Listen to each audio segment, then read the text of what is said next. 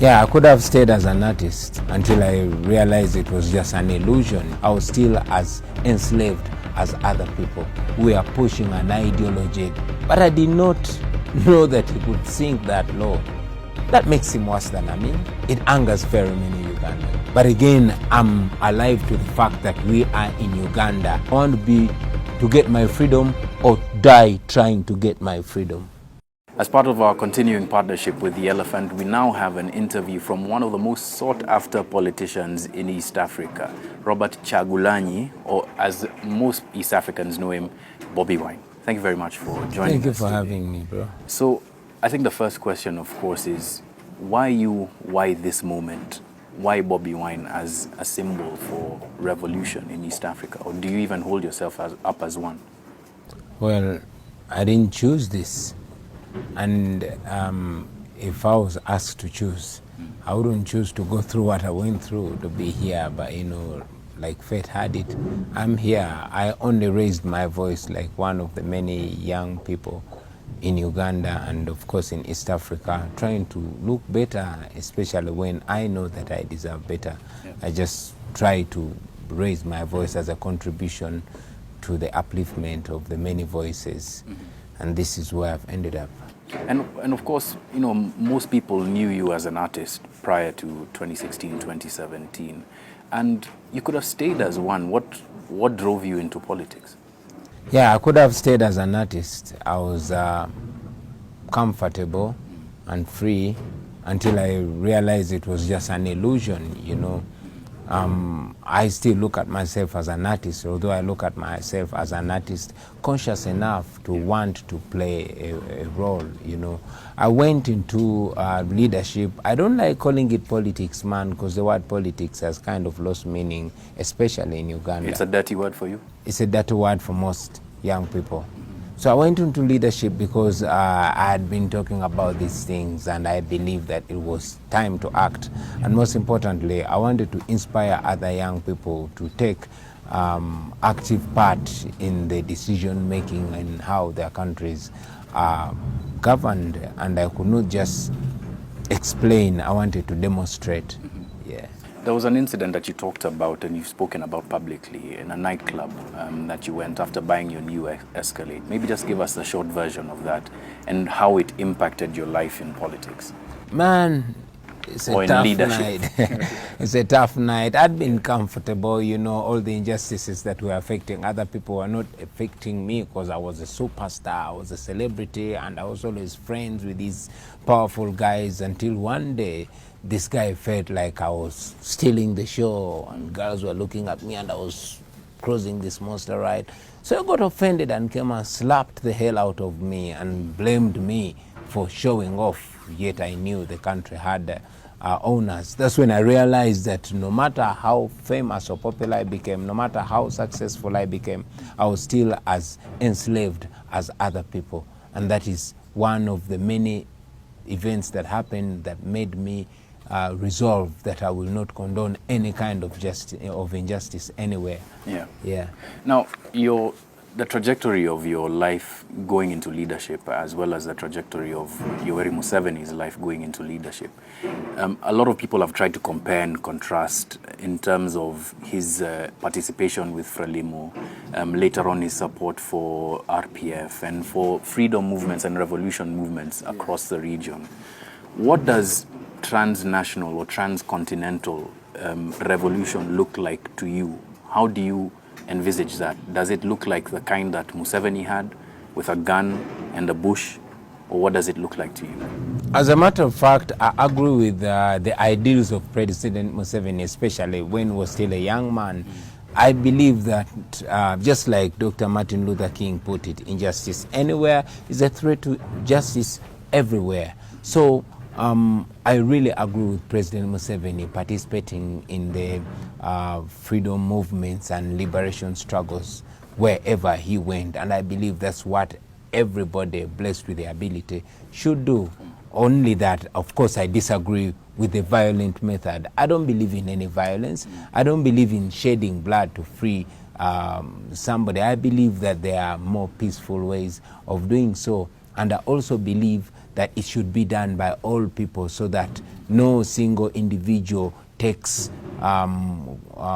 personally takes credit of that, because there would be a danger of him ending up enslaving other people because he or she has you know, a feeling of what can I say, believes that he or she is the liberator and has that sense of entitlement. Yeah. And that sense of entitlement, it's easy to be lured into it now, especially given your position. You know, you might hold a position of an MP for Chadondo East, right? But continentally, you're known by a lot of Africans as a person who symbolizes a new movement towards freedom and that sort of thing. How do you stop yourself from becoming that messiah that you're now fighting against in the shape of Yoweri Museveni? Well, I've said it before that we don't need another messiah. We don't need another liberator. We should be each other's liberators. I believe that the solution is not another strong man, but strong institutions, because those institutions can even curtail the propping greed and sense of entitlement. But the solution to that is to make sure that people achieve their liberation as a people, not as an individual, so that people get that power to put whichever leader they want in that position, and that makes the people reserve the ability to even remove that leader and put another one. Yeah. And this leads me to one of the questions that I've heard some people accuse you of. All language, no structure. What does it look like? What does a people power movement look like structurally? When you're talking about having people achieve their own aspirations, what does that look like in terms of a structure of leadership, in terms of the structure of institutions? Is there a plan that the people power movement has to be able to either set up or strengthen whatever is in Uganda currently?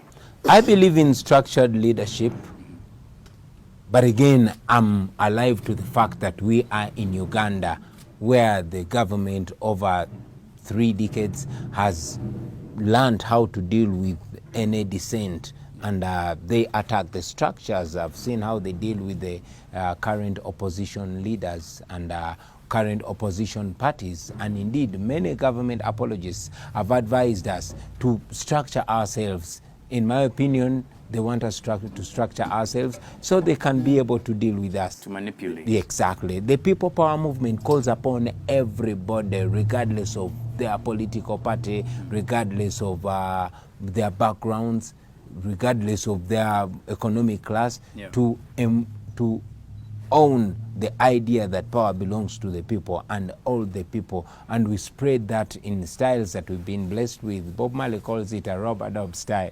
You know, having been an artist, the same way that messages in my music have been disseminated, the same way that we've been able to reach out to everybody. For now, we are pushing an ideology that we want everybody to own so that everybody can have a structure. However, we are also cautious that our structures must not be known by the regime, because now we are having a regime that does not want people to come together. So for you, talking about your structures publicly is giving away your strategy? Definitely. All right. I won't push further on that, but I want to ask you about Yoweri Museveni, August the 14th. I know you've recounted this a lot, but what in that period, what one series of events or what one event either changed or influenced your own perspective about Yoweri Museveni the man, Yoweri Museveni the leader, and the future of Uganda? Well, I always knew that President Museveni could do anything to retain power, but I did not know that he could sink that low. You know, I am convinced that there was a plot to assassinate me, and I just left the car seat that I was sitting in less than 3 minutes when my driver sat there and was shot dead. Anyway, the events of August the 13th in Arua opened my eyes to the fact that whatever one has to do with a given time, because I would not be here talking to you right now. It only strengthened my resolve to do whatever I do with a given little time, because you know we are living under a regime that could take anybody out anytime. Yeah. And Yoweri Museveni has been accused of using these methods. You've said that he could do anything. Yes. And you seem to be the opposing force to Yoweri Museveni's system. Would you do anything to be able to achieve the goals of people power? I wouldn't do anything, because anything would literally mean anything. I respect human rights.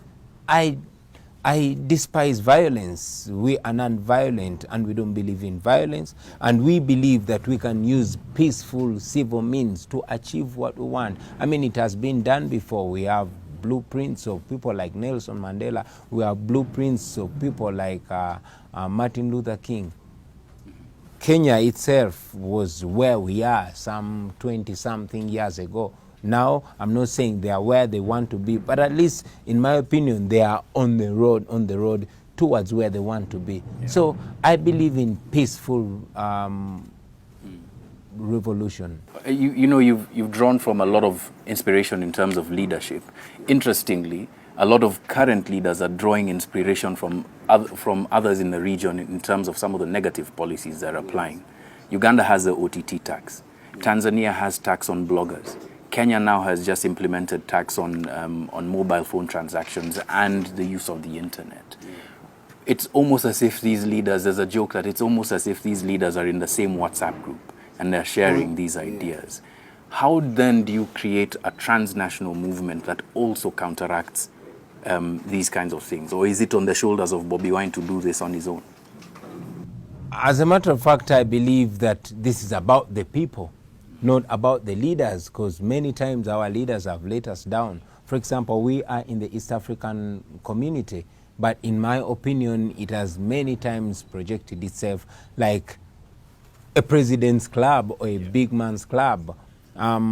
What happened even when I was in incarceration here in Kenya and across Africa was the real meaning of people power. It actually opened my eyes to the fact that the people power movement is not only a Ugandan thing. It might have begun in Uganda, but it's a human thing, you know. It's a more of saying we are our brothers or our sisters keepers. I strongly believe that the more we people come together as people in the region, as people in the continent, as people that face the same kinds of oppression, and indeed as people that have same aspirations, we can be able to transform our lives. As a person, before I got the troubles in Arua, we were working on a song that has artists from Tanzania, artists from Kenya, and myself from Uganda, trying to use music and art to communicate to the wider masses in a nice but serious way. Okay. Yeah. In terms of continental leadership, I just want to stay on this point a little bit. There's other people like Julius Malema of the Economic Freedom Fighters movement in South Africa. There are other leaders across Africa who are now standing up as symbols of perhaps a new style of politics. Is there a conversation between you and leaders like that to be able to kind of raise the consciousness of Africans across the continent? Sure, there's a conversation. That's how I'm in Kenya. I was invited by the young Kenya parliamentarians, you know, particularly the Honorable Babu, you know, were in conversation with young leaders across the continent, and we continue to seek to link up, to think together, to imagine together the kind of Africa we want to grow old in, and of course the Africa we want to pass on to our children and their children. Okay. Yeah. You've said that Museveni is worse than Idi Amin Dada. For people who grew up in that generation, that's very difficult to imagine. Why would you cast him in the same light as Idi Amin? Well, first and foremost, I did not see President Idi Amin. I have seen President Museveni. Yes, I know Idi Amin was a dictator, but he was a dictator for 8 years. President Museveni has ruled, or in my opinion, misruled Uganda for 32 years and counting. And most importantly, one would be justified to find reason to forgive Idi Amin because Idi Amin was uneducated. Idi Amin was illiterate. President Museveni, in my opinion, is one of the most intelligent Ugandans. You know, he's widely traveled. He have seen oppression. So I expected, or Uganda expected better from him, to see that President Museveni is a kind of intelligent man that is using his intelligence and talent against Ugandans. That makes him worse than Amin. Yeah. That angers you? Well, it angers very many Ugandans. But does it anger you? Yeah, it angers me, but I would rather not be overcome by my anger, because the road, the journey that is ahead of us requires us to think beyond our emotions. Yeah. Yeah. Is revolution for you a young man's game? I ask this because I want to know what happens when Bobi Wine, 10 years down the road, if people power becomes a movement that actually does bring change to Uganda. What happens to the Bobi Wine of the future? Is revolution a young man's game? This is not just a young man's game, but it is no doubt a young man and young woman's responsibility. It has been said before that every generation has a responsibility to prepare for the next generation. And indeed, you know, culturally where I come from, there's an old saying that black hair is the one that prepares for all the hair, you know. It's important for us to recognize that we are in our prime. You cannot do in your old age what you cannot do now. We are in planning stages, and it is now when we still have the time, when we still have the energy, and when we are still blessed with various factors to play a part in creating the kind of world we want to live in. So this is a responsibility of all the young people to rise to the occasion. Of course, it's equally a responsibility of the old people to provide wise counsel, to provide guidance, to provide the benefit and wealth of experience that they have, so that we can come together. So ultimately, it's a game of the young, the youthful, and the old. But most importantly, the young people in their youthful years must recognize that they have a huge responsibility to rise to the occasion and accomplish what they will. If Yoweri Museveni had a Damascus moment, the scales fell from his eyes, would Bobi Wine extend a hand in partnership to him? Certainly. You see, President Museveni has not only been negative. We credit him for very many things. For example, his period between 1986 and 1996, we recognize that this guy sobered up the army. You had less errant soldiers. So there's so many achievements that Uganda got under Museveni. But unfortunately, the more he overstays his welcome, the more he overstays his usefulness, is the more he risks undoing everything and tarnishing his legacy. Okay. So I would be glad to, you know, to smile with President Museveni if he started behaving like the truthful grandfather that he claims he is. Yeah. On personal life, you're a father, you're a husband. Yeah. The events of August must have been specifically very hard on your wife, Barbara. Yeah. How does she reconcile with your fight now, given that she knows the cost to a man that she loves? Man, that's a very hard question, to be honest with you. We've talked about it with my wife, but honestly, we never complete the conversation. Either she breaks down or I break down. We have been in love. We sacrificed so much, so many years of our youth so we could prepare a nice life, a successful life, could make enough money and live the, you know, remaining youthful years and enjoy. But to see that it's all turning into this is crazy. But I'm very glad that my wife recognizes the responsibility that has been bestowed upon our shoulders, me and her. Apart from the young men of Uganda looking at me, young women of Uganda are indeed many parts of Africa and the world are looking at her as a symbol of female resistance. So we're always, comforted with the fact that, when you stand for what is right, God always stand with you.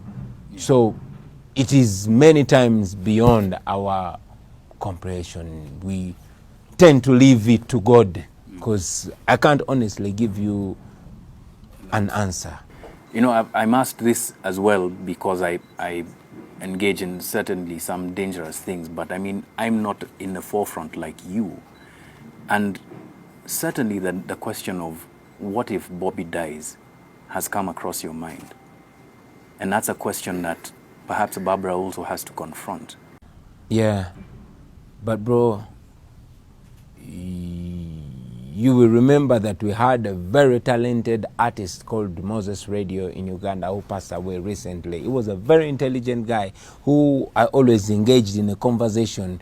He was a supporter of President Museveni, and many times I engaged him in a debate, and he told me that his life was okay. But nobody is safe, you understand? We lost Moses Radio because he had what I would love to call an accident, but there was no single hospital that could save his life. He was rushed to a private clinic where he had to pay more than 2 million shillings per day.